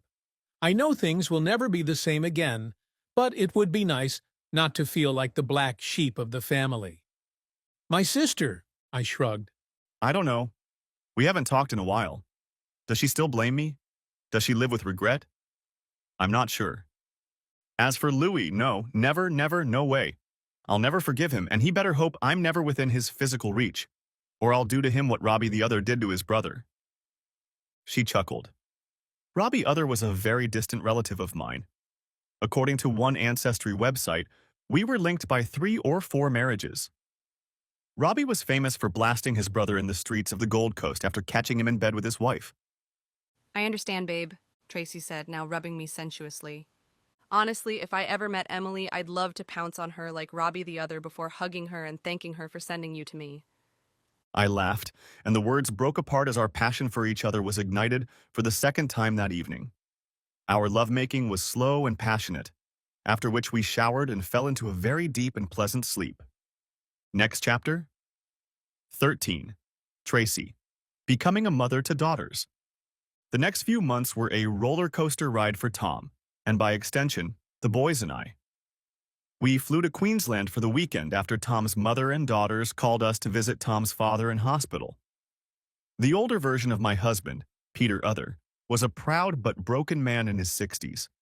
After introductions, Peter asked to speak to Tom alone, and for over an hour we entertained the boys, expecting at any minute that Tom would burst in and rush home to make the boys and me disappear from his family's life again. But that didn't happen. When Tom reappeared, he was melancholy and asked me to take the boys to their grandfather's house while he talked to the mother and daughters. Being a mother of 2 little boys is very exhausting, and I love Ryan and Adrian as much as the most devoted mother in the world. However, I think everyone was surprised at how quickly Lucy and Heather began to see me as a mother. Even though both girls were in their early 20s, they lacked a mother's love and a woman to turn to for advice. Of course, Bronwyn was there for them. Grandmother has a different role in raising the children, however, and I quickly became the one they turned to for advice while their relationship with their father was being restored. I was worried at first as the girls turned to me more and more. Then Tom and I discussed it. From what we understood, the girls saw Emily from time to time, usually over a cup of coffee in a public place and always together. They didn't like her very much, however, and after incidents in their teens, they were almost afraid to be in her presence. As I grew closer to the girls, we began to have a mother-daughter type of relationship, shopping with them for clothes, giving them advice about boys, and discussing women's issues. The way I see it, our relationship was strengthened the day Heather called me in tears. She had discovered a lump between her legs and was in a panic about it. I immediately booked a flight to Brisbane and, after briefly explaining to Tom, went to her rescue. When I arrived at the apartment she shared with her sister, she was in a panic, and the 3 of us talked through the evening. Together we called Tom and talked to the boys before they went to bed. I slept on the couch, and in the morning while Lucy left for work, I went with Heather to the doctor's office and held her hand in the office while she was examined. It's a benign tumor, the female doctor explained after the exam. However, to be sure, I'd like to remove it and send it off for analysis. Heather's initial relief at the word benign was immediately replaced by panic at the word removal. She cried in my arms and uttered words I never thought I would hear from anyone but my sons. Mom, I'm scared. Stay with me. I don't think she realized what she was saying, but I hugged her and nodded to the doctor, who immediately got ready for the procedure. We left the doctor's office an hour later with the anesthetic still in her system and drove to their apartment. We called Tom and then conferred with Lucy, Bronwyn, and Peter. We agreed to take Heather with us to Sydney for a few days while she recuperated, and Lucy would join us for the weekend. That night, as we tucked her into bed in our spare room, Tom kissed his daughter goodnight, letting her know he loved her. It was a little strange that Tom and the girls were talking to each other in such affectionate terms, as if they were in their late 20s rather than early 20s, but I figured it was just them making up for lost time. I escorted Tom out and closed the door. I needed to check the bandage on the incision, and a father shouldn't be present when his daughter is being examined like this. Tracy, I owe you an apology, Heather told me. For what? I asked. It wasn't a problem for us. Tom can watch the boys without me for a few days, and I can work as much as I need to. No, She said and blushed. I'm sorry. I only realized later that I called you Mom. I smiled at her. Technically, she was my stepdaughter since I was married to her father. No need to apologize, I replied. I'm flattered that you felt close enough to me to call me Mom in a moment of excitement. If you and Lucy decide you want to call me that, I'd be honored. We both cried a little, but they were happy tears, and from that day on, I became Mom to both Lucy and Heather. The only family reconciliation that didn't happen was with Tom's sister Stevie. Oh, she was sorry and remorseful, but there was something about her that neither Tom nor I could understand. As far as I could understand, as a child, Stevie was just one of the boys. She participated in all boy activities, dressed like a tomboy, and had an aggressive temper. What was revealed about Stevie on Heather's 23rd birthday was something we in no way expected. Next chapter. 14. Tracy sisters. Stevie's aloof behavior aside, Tom had adjusted well to having his parents and daughters back in his life. We were used to traveling between Sydney and Brisbane every 2 weeks, once a month spending a long weekend with either Tom's family or mine. It all happened one day, just over a year after Tom's family came back into his life. We were celebrating Heather's 23rd birthday. We were all gathered in the girls' small first-floor apartment. Our company included Tom and I, the boys, Peter and Bronwyn, Stevie, Lucy's boyfriend Harry, and Heather's new boyfriend Kieran. We ordered Uber Eats from 3 different places and waited for our food. Tom's family told us some stories about Lucy and Heather growing up. My husband never tired of listening to them, and the girls never missed a detail, no matter how embarrassing it was. I think it would take forever for them to catch up on the years they missed, and I felt honored that they thought enough of me to let me be a part of their lives. Mum? Lucy asked me, having taken to calling me Mum not long after Heather. Can you explain to the old man here that Queensland will always trump New South Wales in the state of origin? I laughed. Even though Tom was from Queensland, he had turned his life around and started supporting the New South Wales team in 3 of Australia's most important football matches of the year. I, also from Queensland, refused to switch sides, and although I thought Tom would happily switch sides, I think he stayed with the Blues just to be on the opposite side from me. Tom was just about to reply with a witty retort when I saw the blood rush from his face for the second time in the time I've known him. Hi, Mom, Dad, Lucy. Heather? Said a woman's voice. Everyone in the apartment froze as a woman I had never seen before entered the room. I noticed the resemblance to Lucy and Heather, so I immediately knew it was Emily. Behind her back was Tom, who looked younger, but he seemed somehow slimy or fat, and I shuddered as I looked at him. It had to be Louis, Tom's younger brother. Honey, happy birthday. Your father and I bought a cake and presents. Emily said as she entered the room and saw all of us. She stopped and looked around the room, and Louis suddenly stopped behind her. Emily looked around at everyone. I noticed her look at Stevie with disgust. Then she looked at me with surprising understanding in her slightly dim eyes, and finally her gaze stopped on Tom. Tom? She spat out with sudden hostility. Tom, for his part, said nothing, but I could see him tense up, the way his muscles tensed. He was barely paying attention to his ex-wife, however. He was looking past Emily, straight at Louise, ready to attack. Mom, Lucy said in an official tone. Heather and I agreed to meet you tomorrow for a cup of coffee. Emily kept her eyes on Tom, and then the bitch bit her lower lip slightly, eyeing my husband like a piece of meat. I see. She hissed, and then shook her head slightly. Your father and I decided it would be a good time to come here and spend time with you on your birthday. If everyone else is here, why shouldn't we be too? That's when Heather jumped into the conversation. Mom, first of all, he's not our father. Heather said, nodding at Louis. Secondly, like Lucy said, we'll meet you tomorrow. Today is for all of us, and we don't want any drama, so as Lucy just explained, we'll meet you separately tomorrow. I have to give her credit. Emily, the slut, didn't miss a beat. Nonsense, honey. Okay. If you've got Tom here, we understand it might be awkward. But you know we're your family. We weren't the rapists. I was glad my mother-in-law grabbed Ryan and Adrian and led them out the back door. They didn't need to be exposed like that. Mom, Lucy hissed. Heather and I tried to be good. We've tried. But we know the truth, and we've known it for years. What truth, sweetie? Asked Emily, trying to feign innocence. That Daddy never hurt you. That he never gave you bruises or black eyes. That you had this man standing behind your back. A pathetic semblance of a man you dared to pass off as your father, making us all think it was Daddy. Well, you know that's not true. Emily replied instantly. Tom, come on. After all these years, you have to admit the truth, She said, daring Tom to defend himself. The tension in the room was building with every passing moment. Tom sighed, took a couple steps forward and used the movement to push Lucy and Heather behind him. I moved forward with my husband. There was no way in hell that bitch was going to twist things around. You're right, Emily. I need to face the truth, He said, making us all sigh and Emily smile. Behind her back, I finally realized what kind of smirk Tom said Louis had, as it was noticeable on his face. The truth is, Emily, I didn't deserve what you and Brain Shit did to me, just like Lucy and Heather didn't deserve to be lied to, manipulated, and forced to be apart from me for so long. But as you can see, Tom said, spreading his hands, your lies have gotten me nowhere. I'm here with my family. My daughters know the truth, and you will never come between us again. Emily thought for a moment, and then her eyes stopped awkwardly on mine before she smiled. It was a sick smile, full of anger and hatred, and it gave me goosebumps. I understand, Tom.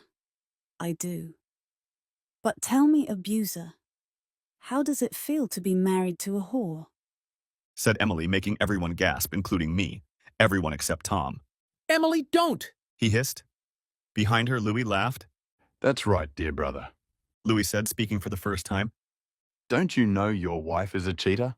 She was having fun with another man in the bed she and her fiancé shared. I felt Tom tense up and I squeezed his hand, holding him in place. I looked Emily in the eyes and spoke. So, have you met Cameron and Trina? I asked. Letting my tone express my displeasure. It made them both hesitate, but Emily smiled again. Of course. And they told us all about you. Tom growled. You know Emily, I said calmly. I've known you for less than a few minutes, and I still haven't heard a single word of truth or positive feedback about your daughters. I'm willing to ignore your vile lies and stories and forget about everything for Heather's sake. She's a remarkable woman who deserves to be at the center of family drama today more than anyone else. Truce? I took one step forward and held out my hand in a sign of peace. I knew the moment I made that gesture that things would go south. Yet I was unprepared. Without accepting my hand, Emily lunged forward and punched me in the face with a cry of "whore," while everyone watched in horror. The blow stung, but had no effect on me as the self-defense classes I'd taken at the gym came into play. I grabbed my husband's ex-wife and pulled her to the ground. I stood and prepared for another attack when I noticed Louis and Tom pouncing on each other. The brothers clashed. For a moment, Louis threw several wild punches, one of which hit my husband. Several family members yelled for them to stop. And while I watched my husband put his brother down, Emily rose to her feet and spat at me. At that moment, out of all the screaming voices, one was heard better than the others and made us all stop. They have HIV, Shouted a voice, I think for the third time. No one moved. Louis groaned on the floor, and even Emily, looking at me with a triumphant smile, remained motionless. Who's got HIV? Asked Peter as we froze. I, like Tom, was still taking a defensive stance, and we were both facing our enemies. I touched my cheek and felt saliva on my fingers and inhaled sharply. Stop! The voice came again, and I was surprised it was coming from Stevie. The woman looked broken and miserable, almost crying. They both have HIV, both Emily and Louis. What? Lucy asked, looking at her aunt. How do you know? I know, Stevie told us. because years ago they raped me, giving me the same infection. Next chapter. 14 Tom broken. Shortly after our altercation, the police arrived and arrested Louise and Emily. Tracy and I were taken to the hospital where we were to undergo a series of HIV tests. The next few months were nerve-wracking and frustrating. We received the results on Friday and arranged for the boys to sleep over at Darren's all weekend. We texted the family, both negative, talk to you next week. And by the time the boys came home on Sunday night, neither Tracy nor I had anything left in reserve, and we couldn't walk straight. Emily and Louis were sentenced to 5 years for assault and intent to spread a deadly infection. Stevie sat down next to us, and through tears I'd never seen, told me how in the year after I'd cut myself off from my family, she'd gotten close to Emily, believing their lies and believing their relationship had developed out of a mutual disgust for me, perhaps months before they showed the family their true colors. Taking Cameron and Trina as an example, Emily and Louis had gotten Stevie drunk to the point of unconsciousness and infected her with HIV. My hatred for my brother grew exponentially as I learned of the atrocities he was doing to my sister, and I hoped he would be well taken care of in prison for the parasite he had become. Lucy called Emily when she was released a little over 4 years after her sentence. My daughter hung up, using some very foul language that would have made a sailor blush. We heard that she had moved north, but that's all we know since none of us, including her own family, had heard anything more from her. Things were different with Luis. It was a little over 8 years before he was released. He was released to a halfway house, and not a week later, he was found beaten to a crisp blue one morning on the steps of the house where he was staying. I was questioned by the police, but I was able to prove that I was in Sydney with my family, including all 4 children, my parents, and, of course, my wife. As an alibi, I showed them pictures from all our phones of us playing the family game of Monopoly. What I didn't tell the police was that it was easy enough to change the date and time on our phones to show a different date when the photos were taken. And it certainly didn't occur to anyone to look for me to hire a private jet. The satisfaction I got from beating the crap out of my little brother didn't require their attention either. As we landed in Sydney, just after 1 a.m., a few hours after his attack. Today, 5 years later, my daughters are married. Tracy and I have our first grandchild, and another on the way. Our boys are in middle school, and we are trying to teach them to make good choices. Tracy and I still love each other as much as ever. We continue to work together at Capital Brokerage, and now, even though I'm in my 50s, I don't think either of us will be leaving anytime soon. Even Stevie has found his love. Another HIV-positive victim of a cheating wife, Phil, is a quiet guy, but he loves my little sister, and she treats him like a king. According to them, they have both undergone procedures, so they can't have children. But that doesn't stop them from supporting each other. Today, we all went back to Brisbane to celebrate the life of my father, Peter, who passed away after a recurrence of bowel cancer. As we said our goodbyes, I stood by the coffin with my mom on one side of me and Stevie on the other. Everyone was passing by, and I was surprised when Louis walked by.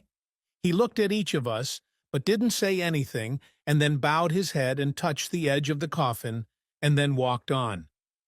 Later, I sat next to him and said nothing. I poured some scotch from the flask in my jacket into a glass and handed it to him. He didn't say anything, but took the glass and took a sip. You always get the good stuff, don't you? He said a few minutes later. I shrugged. I work hard, so I get the nice things. I hate you. You know that? He said to me. Not as much as I hate you, I replied, taking another sip from the flask. He looked at me like I was going to pour him another shot, but I screwed the cap back on and put it back in my jacket pocket. It's our father's funeral, and I can pretend for a few minutes. He nodded, Louis smiled, and we sat for a few minutes. I know there's something wrong with me, Tom, he said to me. I don't regret my actions one bit. I wanted Emily, and I took her. I wanted your girls, and I figured out how to get them. I wanted Stevie, and I figured out how to do it. I started to squirm, and Louis held up his hand. I know, he told me. I'm not looking for another fight. I'm just telling you that I know I'm a monster. I know I've broken all the good things in my life. I lie in bed and think about what my life would be like if I could just look up at you instead of trying to take everything you had. Sometimes I think I get flashbacks, but I don't regret a thing. That really sucks, doesn't it? I had nothing to say. He was nothing more than a speck on the underside of the world, and he knew it. He exhaled. I do regret disappointing my father, though, he admitted. For some reason, his approval always meant something to me. Just because he wrote me off to you didn't make me mad at him. It's the only thing I regret. He ran his fingers over the cup to remove the last drops and wiped them on his teeth. Tom, I meant what I said. I respect you as a big brother, but I hate you. Even now, I want to take your stunningly beautiful red-headed wife away from you. I stood up abruptly, clenching my fists, ready to punch him, and he gave me that lopsided grin I'd seen so many times before. But then he raised his hand. See, that's how sick I am. I also know that if I tried anything, you'd kill me. You had your chance once, but you didn't take it. If I were you, I would have finished me off, not left me lying on the steps of the shelter where I lived. I'm sure I don't know what you're talking about, I replied calmly. Louis laughed. No, you don't. I have no idea how you did it, but it was well done. Don't worry, big brother. I know it was part of my penance, and that I'll end up in the lowest levels of hell when I die. But there's nothing I can do about it. I hope you never cross my path again in this life, I told him as he stood up. Because if you take one more step against me or my family, I'll make sure your end is slow and painful. I'm not worried about disappointing my father, because he's been there for me. Louis' eyes widened for a moment as he caught the subtle context of my words. He realized. Message received, big brother. Don't worry too much. I doubt we'll see each other again. With those words, he left, and I never returned. 6 months later, he was found dead in a run-down apartment. We didn't have a funeral or spend any more time reminiscing about him. My younger brother was not missed. At 74, I officially retired from the brokerage company after working for it for over 30 years. Tracy retired with me, and we plan to spend the next few years traveling the world.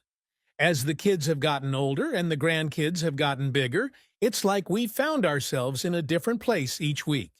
Today, we were heading to Europe on our third 3-month cruise in the last 2 years. We were looking forward to seeing Rome, Turkey, Italy, and Germany. Just the two of us. Dad, Ryan said as he helped us put our things in our luggage. Make sure you take your pills every day. Don't forget we want you to come home. Don't worry, my boy, Tracy said as she hugged our son. I'll make sure he takes them. And the others too, she said quietly under her breath. Ugh, Mom, Heather said with a smile on her face. That's not true. Well, I said, hugging my wife, when you have a woman like that, what can I do? I need all the help I can get to perform. My kids laughed. All 4 of them, with their partners and children, came to escort us to the international terminal for our flight. We made sure that sex was never a taboo subject, not flaunting it, but not hiding it either. This was reflected in their own relationships with their spouses. Everyone had a good laugh, never taking the innuendo too far. We hugged and kissed everyone at the entrance to customs, told our grandchildren we'd be sure to bring them something, and held each other's hands as we went through security into the airport lounges. You know, Tracy said to me as we relaxed a little later in the airport lounge with drinks and snacks. I never thought that by recognizing that one look under your mask of confidence, where I could see and understand how much you were hurting, that I could live such an amazing life with such an amazing person. I squeezed my wife's hand, feeling her pulse quicken and her breath catch as I looked at her with adoration. You're right, I told her a few minutes later as we watched people enter the airport. You noticed my mask slipping off and your reaction got my attention. But I'm glad I had a rough night the night before because I haven't regretted a night since. We toasted and kissed before the gate was announced, and we were off on our next adventure. Thanks for watching. I hope you enjoyed it, so subscribe to my channel and watch the next video.